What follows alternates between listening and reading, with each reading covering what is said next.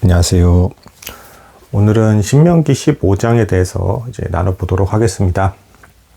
앞에 있는 하나님의 권면과 주의사항들, 그리고 이방 족속들에 대해서 더럽히지 말아야 될 것들, 구별될 것들, 이런 내용이 쭉 나왔고, 15장에서 어찌 보면은, 좀 가장 중요한 핵심 원리가 나온 것 같아요. 사실은 이런 것들이 다 잘 지켜지기 위해서는 이웃 사랑과 하나님에 대한 사랑, 이것이 이루어지면 알아서 다 지켜지게 된다. 실제로 우리 성도 간에도 서로 이제 실제적인 관심과 사랑이 있는 교제를 나누게 되었을 때 이방에 믿지 않는 사람들, 오늘날 교회에서는 불신자들, 이들이 보았을 때에도 여기엔 진짜 사랑이 있는 것 같고 하나님께서 함께 거하시는 것 같다라는 것을 이제 본능적으로 느낄 수가 있다라는 것입니다.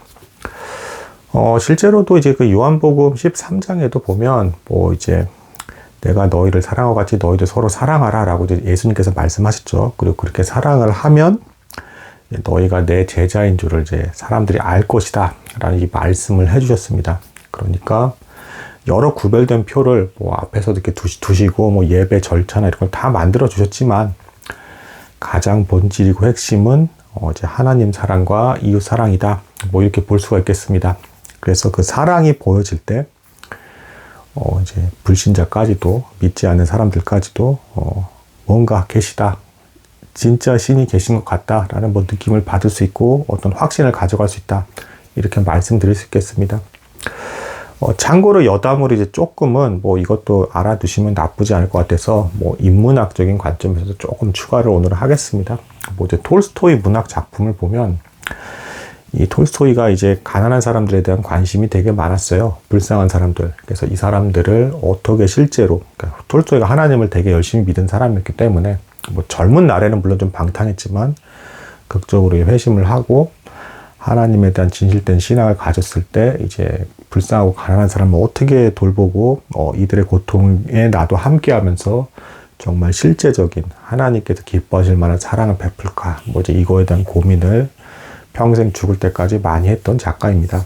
근데 이제 그 사람이 이제 소설 작품에 보면 사람은 무엇으로 사는가, 이제 이 작품에서도 천사가 등장하고 이제 이러는데 거기서도 이런 게 나와요. 그 이제 사람에 대한 모습을 이제 천사였다, 죄를 지은 천사가 되었다가 이제 다시 이제 하나님 앞에 회복이 되는 이제 이 천사가 있었는데 이 사람이 이 천사가 사람들의 얼굴을 봅니다. 이렇게. 근데 도움을 주려고 하고 사랑을 베풀려고 하려는 순간 이제 그 사람 가운데 이제 빛이 머물게 되고 진짜 사랑이 막 발현되는 것을 느끼게 되는 생명이 넘쳐나게 되는 이걸 느끼게 되고 반대로 이제 동일한 그 사람인데 냉담해지고 이제 뭔가 베풀려는 걸 안 하려고 하고 이제 자기 입장에서 이기적으로만 생각하는 그 순간이 되는 순간 이제 그 죽음이 가까워지게 이제 보이게 되고, 이제 뭔가 이제 안색이나 이런 거에 대해서 되게, 생명력이 없어져 보이는, 이런 모습을 이렇게 묘사하는 게 나아요. 그 작품 말고도 다른 작품에서도 보면, 동일한 사람인데, 하나님의 뜻을 행해서 정말 사랑의 마음으로 할 때는, 이제 이 사람이 사는 길로 가는 것 같다. 이제 뭔가가 이제 변화된 걸로 막 묘사를 하다가, 동일한 사람인데, 어느 시점에서 이기심이 발동을 해서, 내가 돕지 말아야겠다. 이렇게 하면, 이제 죽음의 길로 가고 다시 그 얼굴이 되었다. 그 냉담하고 이렇게 이웃을 돌보지 않은 그 이상한 생명이 없어 보이는 그 모습으로 돌아갔다. 이런 식의 표현을 써요. 톨스토이가 실제로. 그러니까 이제 그 기독교인으로서의 관점에서도 사랑이 있고 없고가 곧 실제적인 이제 본질이 되겠다라고 이제 볼 수가 있겠습니다. 이제 15장 그 본문의 이제 구조는 간단합니다. 특이한 점은 좀 이제 먼저 이웃 사랑이 나오고, 이제 하반절에 하나님에 대해서 예배 드리는 것, 이제 첫 양과 이제 숫소를 드리는 것에 대한 이제 하나님에 대한 예배에 대한 절차가 짧게 나옵니다. 그러니까 이웃에 대한 사랑과 하나님에 대한 사랑은 우선순위와 상관없이 이게 자연스럽게 연결될 수밖에 없다라는 걸 마치 보여주기라도 하는 것처럼 하나님을 사랑하면 이웃을 사랑할 수밖에 없고 이웃을 사랑한다라는 사람은 근본적으로 진짜 정말로 사랑하고 있다 그러면 하나님을 사랑하는 사람일 것이다 라는 관계를 보여주는 것 같은 그런 본문이 되겠습니다. 하나씩 살펴보도록 하겠습니다. 먼저 얘기는 이제 채무 문제예요. 이제 서로 빚을 꾸이고 안 꾸이고의 문제. 이건 뭐 이제 대단히 민감한 문제겠죠. 그래서 이 채무 관계가 제대로 사랑 안에서 잘 처리가 되지 않으면 이제 같은 민족 안에 있는 이스라엘 안에서도 이제 서로 자칫 잘못하면 뭐 원수 같은 관계가 될 수도 있고 뭐 시기와 막 증오심 같은 게 막 생길 수도 있는 이제 아주 중요한 어떤 내용이라고 이제 볼 수가 있겠습니다. 근데 이것에 대해서도 하나님께서 보여주시는 뭐 이제 기본 원칙은 아주 간단합니다. 내가 전적인 은혜로 애굽 땅에서 너희를 구원했으니까 너희도 손을 넓게 펴서 마땅히 불쌍한 사람들에게 그렇게 사랑과 선행을 베풀어라. 구워주는 것에 대해서 이제 소극적인 자세를 취하면서 너만 생각하지 말아라. 뭐 이제 이런 입장을 이제 취하는 것입니다. 근데 이제 물론 이건 있습니다. 이제 뭐 이때 당시는 지금 배경이 구약이고 이스라엘 땅 안에 이제 약속의 땅에 들어가서 이제 함께할 사람들은 실제적으로 사실상 거의 다 뭐 몇 촌에 다 혈연 관계이기도 돼요. 사실상 혈연 관계이기도 하고 나라 자체가 이제 통째로 하나님의 교회이자 뭐 통치를 받는 뭐 이제 이런 구조로 긴밀하게 지금 연결이 되어 있는 것이죠. 신약 시대에서도 그럼 뭐 무조건 뭐 이렇게 다 막 해야 되는 것이냐? 이제 그 거짓이라는 거, 가짜에 대해서도 구별을 해야 되는 것이기 때문에 이 교회나 이런 게 뭐 핑계를 대는 게 아니라 무작정 아무에게나 막 다 도와주고 도움의 손길을 뻗을 수는 없다라는 거. 제가 어저께 보여준 하이델베르그 요리문답에서도 재물이나 이런 거에 한정돼 있기 때문에, 그러니까 이 땅에 죄가 들어온 이후로 궁핍과 부족함은 항상 있을 것이기 때문에 잘 선별해서 정말 뭐 누군가를 도와야 된다 그러면 이제 그 도울 사람을 선별해서 이렇게 해야 된다라는 것이죠. 그리고 조금 더 나아가서 사도행전에 보면 뭐 재물을 이렇게 통용한 예도 있는데 이거는 이제 모든 교회가 그렇게 했던 것도 아니고 특정 시점에서 그들이 자발적으로 성도들이 동의하에서 그렇게 된 겁니다.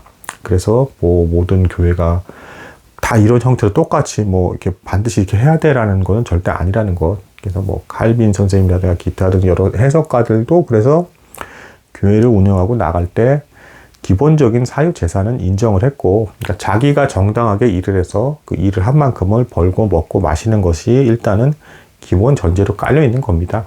그래서 오늘 본문에서도 보면 이제 꾸이지 않는 사람이 이제 복되다는 이런 표현이 나와요. 자, 구체적인 내용은 조금 이렇습니다. 하나님께서 이제 안식년을 이제 허락하셨어요. 7년째 되는 안식년. 이때 채무 관계를 이제 독촉하지 말라는 겁니다. 뭐 이 본문을 두고 해석의 그 방식도 이제 두 가지로 나뉩니다. 안식년 때도 사실상 뭐 빚이 사실상 탕감되는 것이다 이렇게 보는 사람이 있고, 아니다. 7년째 안식년 때에만 뭐 이제 농사를 직접적으로 짓지 않으니까 압박해서 괴롭히면서 채무 관계를 하지 마라라는 뭐 그런 말씀이다. 뭐 이렇게 해석을 하기도 하는데, 어쨌든 근본적인 건 뭡니까?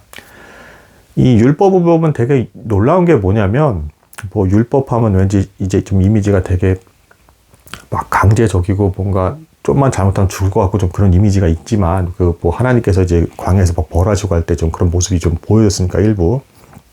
근데 오히려 잘 보면 하나님께서 어떻게 이렇게까지 인간사에 세심하게 하나하나를 이제 다 살펴보시면서, 특히 이제 세상의 흐름과는 정반대로, 세상은 사실 부유한 사람, 많이 가진 사람, 뭔가 돋보이는 사람, 여기에만 다 주목하잖아요, 사람들이 사실은. 근데 하나님은 반대로 더 불쌍하고 이제 어려움 가운데 놓인 사람들에 대해서 이들까지도 소화되지 않게끔 더 집중해서 묘사를 해주시고 말씀으로 이렇게 정해주시고 이들을 돕고, 그리고 너희는 다 똑같이 죄인이고 은혜로 다 구원을 받은 자이니까 선을 행하는데 이제 머뭇거리지 말라라는 형태의 이런 가르침을 주고 계십니다. 여기 이제 잘 보시는 분들은 감동할 수밖에 없는 것이죠. 야, 하나님께서 이렇게 인간의 시야와는 전혀 다르게 이렇게 진짜 사랑을 너희도 행하라고 하면서 인간 사회 속에서 직접 친히 본을 보여주시면서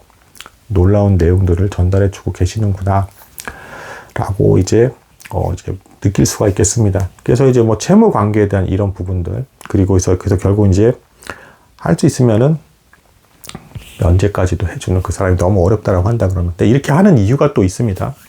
왜 그러냐면 너무 압박하게 돼서 이 사람이 너무 궁핍하게 되면 이 이스라엘 나라 자체를 벗어나서 다른 나라의 다른 지역에 가서 그리고 자칫 거기서 이방 풍습에 사로잡혀서 우상 숭배자도 될 수 있는 것이고 돈만 밝히면서 이렇게 살아가게 된 어떤 하나님과 사실상 떠나게 된 그런 백성이 될 수도 있는 것입니다.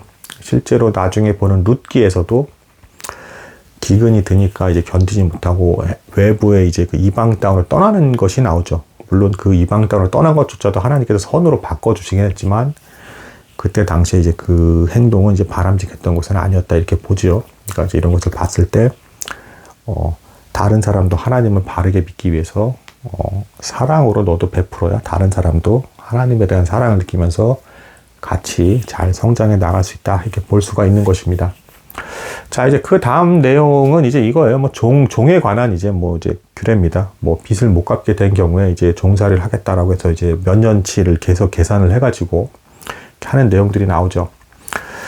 근데 이 종에 대해서도 나중에 이제 기간이 다 차서 그리고 이제 안식년 때 됐을 때 놔주게 되었을 때 그냥 돌려보내지 말아라. 아무튼 또 그 15절에서 분명히 하나님께서 어떻게 하셨는지 또 이제 본에 대한 말씀을 해주고 계세요.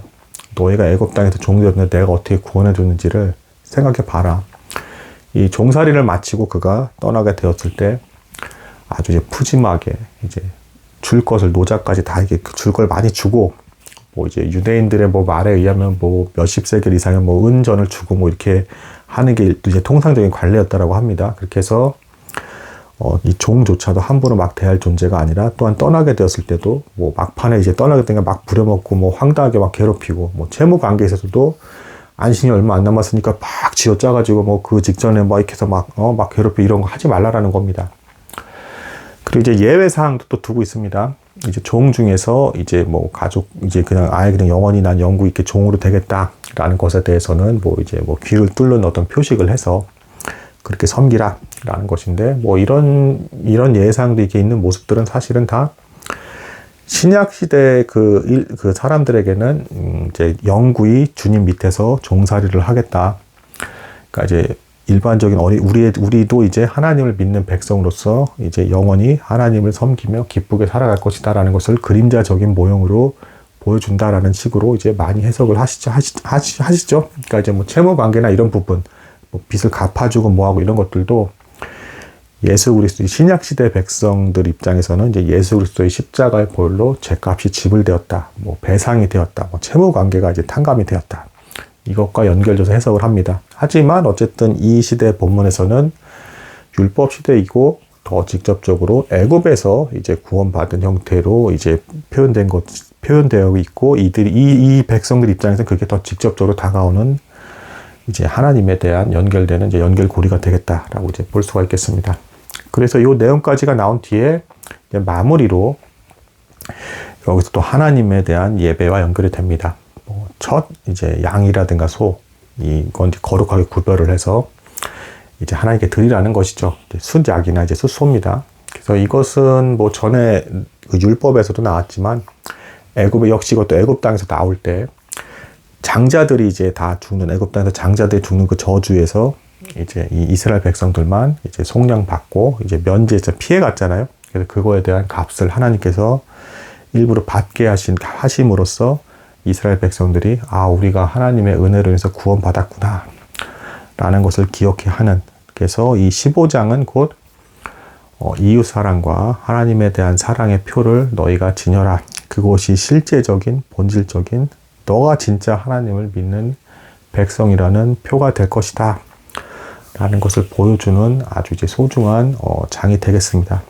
근데 이제 안타깝게도 에스라서나 이런 데를 보면 이스라엘 백성들은 이 본질적인 취지를 잘 지키지 못하고 심지어는 동족, 동포들을 이방 사람들에게 노예로 팔기도 하는 그런 추악한 죄를 저지르는 안타까운 모습이 나옵니다. 재물의 욕심 때문에 동포, 동족들을 팔아버리는 그런 죄를 저지른 것이죠. 인간의 죄가 이렇게 무섭다는 것이고 우리는 깨어 기도하면서 우리 안에 하나님에 대한 충만한 사랑이 있기를 기도해야 된다. 톨스토이가 묘사한 바에 의하면 하나님에 대한 사랑이 실제로 임해서 어떤 생명력이 느껴지는, 그래서 실제로 이웃에게 사랑을 전하는 그 상태에 지속적으로 자주 머물러야 된다. 이런 가르침으로 오늘 마무리를 지을 수가 있겠습니다. 오늘은 여기까지 나도록 하겠습니다. 감사합니다.